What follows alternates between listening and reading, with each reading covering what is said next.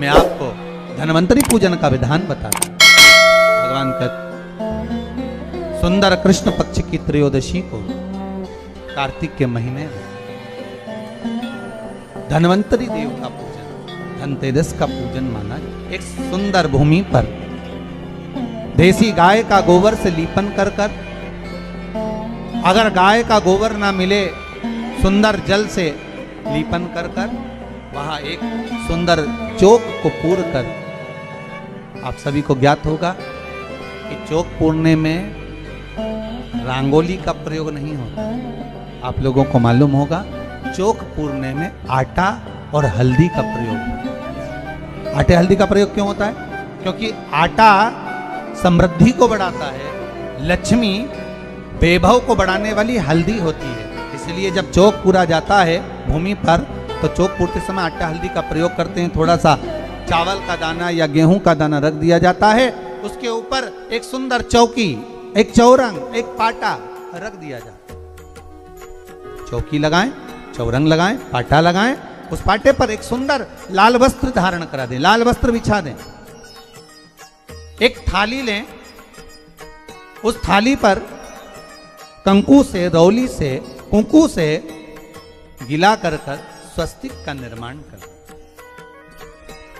स्वस्तिक का निर्माण कर कर घर में अगर चांदी का सिक्का हो, अगर चांदी का सिक्का नहीं हो, चांदी का कॉइन नहीं हो, तो अपने घर का 1 का सिक्का, 2 का सिक्का, 5 का सिक्का, 10 का सिक्का, जो भी आपके घर में हो वो कॉइन ले लें महाराज, उसको थाली के अंदर रख दें स्वस्तिक के ऊपर। फिर उसका स्मरण करें। आटे के 7 दिए बनाएं, एक थाली में, एक प्लेट में रख लें, घी के दिए बनाएं और उसमें सुंदर बाती को लगाएं। ध्यान दीजिएगा, इसमें जो बाती लगेगी वो लंबी बाती लगेगी। लक्ष्मी जी की पूजन में जितनी भी बाती लगे वो लंबी लगे। महाराज घी के दिए लगा दें 7, सातों दियों को प्रज्वलित कर लें, प्रकट कर लें। एक दिया तेल का लगा लें। तेल का जो दिया लगाया है, जहां पर आपने सिक्का रखा है, कॉइन रखा है, उसका लेफ्ट हैंड, मतलब आप ऐसे बैठे हो तो आपका सीधा हाथ की ओर आप तेल का दिया लग दें।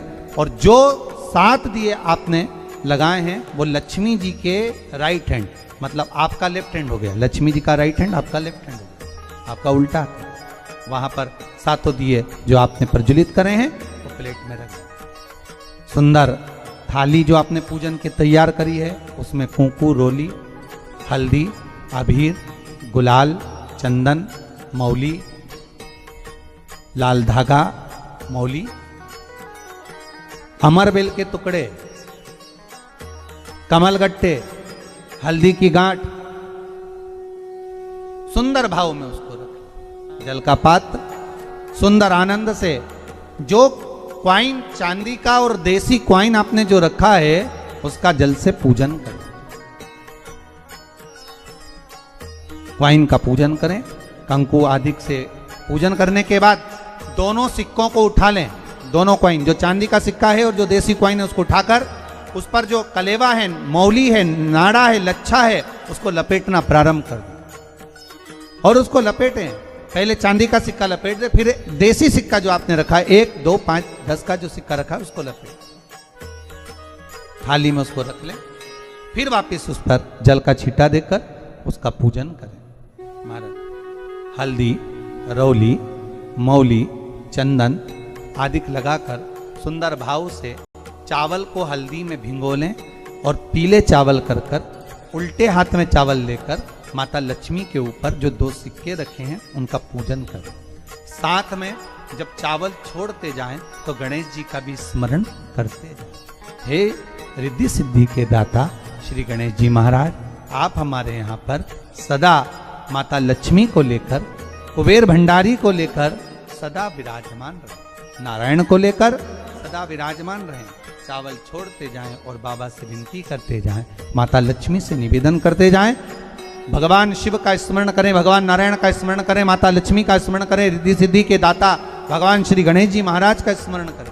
छोड़ते जाएं। जब चावल पूर्ण छोड़ देवें, पूजन पूरी तरह से हो जाए, तब महाराज 7 सुंदर आनंद से अमरबेल के टुकड़े। अमरबेल वृक्ष पर एक पीले कलर की बेल चलती है, पीली, उसमें पत्ते नहीं होते, वो किसी भी वृक्ष पर डली रहती, वो अमरबेल कहलाती।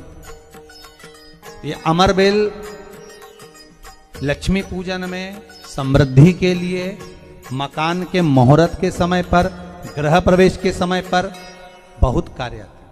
महाराज ये अमरबेल को पानी की जरूरत भी नहीं पड़ती, आप रूप किसी वृक्ष पर डाल दी जाए वो अपने आप फलती चली जाती है। उसी तरह हमारे यहां भी हम भगवान से यही प्रार्थना करते हैं, जैसे अमरबेल बिना पानी पड़े भी किसी भी वृक्ष पर डाल दी जाए पनपती जाती है, बढ़ती चली जाती है। ऐसे हमारे घर में बेभव लक्ष्मी बढ़ती जाए। अमरबेल के 7 टुकड़े, कमल गट्टे 7, हल्दी की गठान 7 माता लक्ष्मी को समर्पित कर दें। दोनों हाथों में हल्दी पिसी हुई लीजिए और माता लक्ष्मी के ऊपर उसे चढ़ाना प्रारंभ कर दीजिए। 7 बार पिसी हुई हल्दी वो सिक्कों पर चढ़ा दें, अपनी मनोकामना कर कर अपने घर में माता लक्ष्मी को विराजमान करने के। जब हल्दी पूर्ण चढ़ जाए, हाथ में कुंकू ले लीजिए, रोली ले लीजिए, उस रोली कुंकू को भी माता लक्ष्मी को समर्पित कर।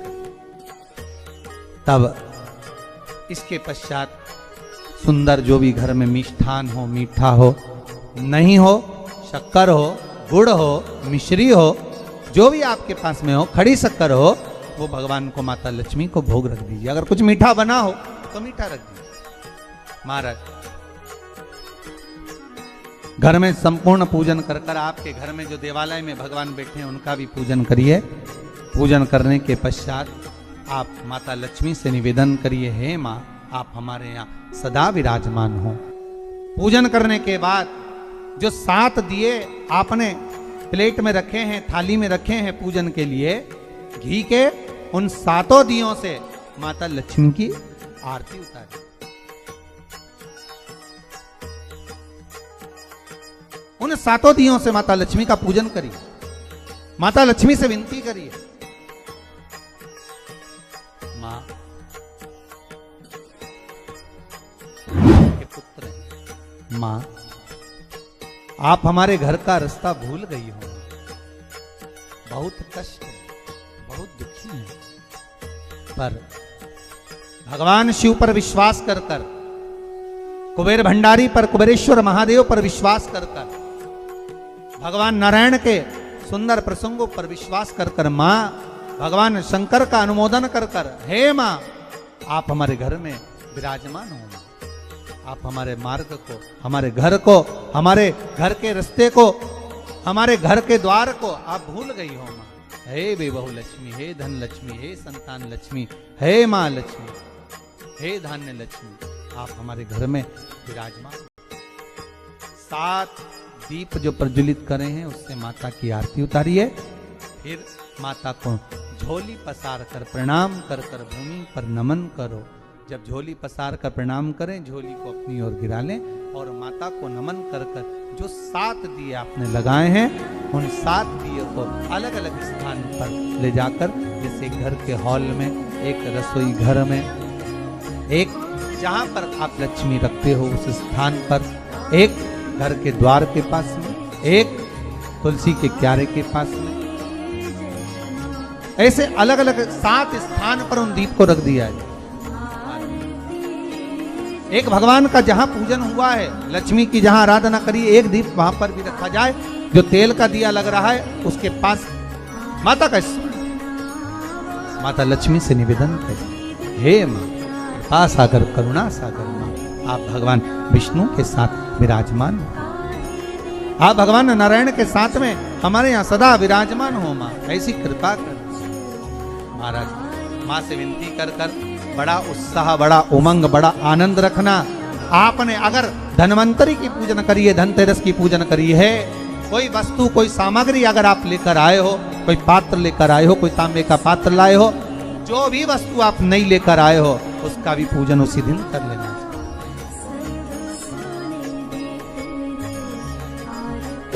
उसका भी पूजन। ये लक्ष्मी अगर आप धनवंतरी का पूजन करते हो, धनतेरस का पूजन, सुंदर कार्तिक के महीने की कृष्ण पक्ष की त्रयोदशी को अगर आप कर रहे हो, तो ये लक्ष्मी भले मेरे साथ बैकुंठ में जाकर रहे, पर लक्ष्मी का एक अंश तुम्हारे घर से कभी नहीं जाएगा, वो सदा विराजमान रहेगा। ऐसी है मां धन्वंतरी की पूजा।